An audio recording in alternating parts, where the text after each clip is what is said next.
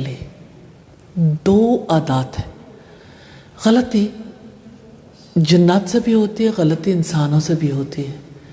بس بات اتنی ہے جو اکڑ گیا اس کا لائف سٹائل فرق ہو گیا، اور جو غلطی کو مان جائے، توبہ کر لے، اس کا لائف سٹائل فرق ہو جاتا ہے. پرسکون زندگی وہ گزارتا ہے جو اللہ سبحانہ تعالیٰ کے آگے بچھ جائے، جھک جائے. تو آدم علیہ السلام اور حضرت حوا کے رویے سے ہمیں پتہ چلتا ہے پہلی صفت جو اللہ سبحانہ تعالیٰ نے سکھائی توبہ تھی. نبی صلی اللہ علیہ وسلم نے فرمایا بہترین خطا کار توبہ کرنے والے ہیں. یعنی خطائیں تو انسان سے ہوتی ہیں، لیکن جب وہ توبہ کر لیتا ہے تو اللہ تعالیٰ اسے گناہوں سے پاک کر دیتے ہیں. اور توبہ کرنے والا اپنے آپ کو اللہ تعالیٰ کے آگے جھکا لیتا ہے، بچھا لیتا ہے. یہی چیز انسانوں سے چاہیے.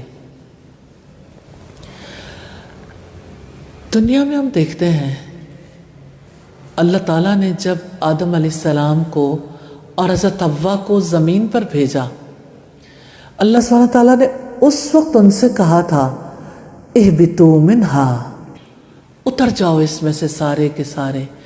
فَإِمَّا يَأْتِيَنَّكُم مِّنِّي هُدًى فَمَن تَبِعَ هُدَايَ فَلَا خَوْفٌ عَلَيْهِمْ وَلَا هُمْ يَحْزَنُونَ.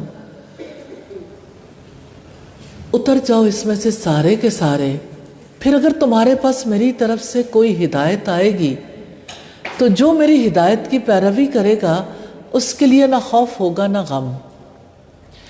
اللہ سبحانہ تعالیٰ نے حکم دیا کہ اب ابلیس بھی جائے گا اور آدم علیہ السلام اور حضرت حوا بھی جائیں گے. سب زمین پر جائیں کیونکہ اصل میدان جنگ زمین ہے. زمین پر رہنے والے اب ابلیس کو ہمیشہ اپنا دشمن پائیں گے. اللہ تعالیٰ نے قرآن حکیم میں وضاحت کی ہے کہ وہ تمہارا دشمن ہے، اس کو اپنا دشمن بنا لو. آپ بھی جان لو کہ وہ آپ کے ساتھ دشمنی کر کے رہے گا.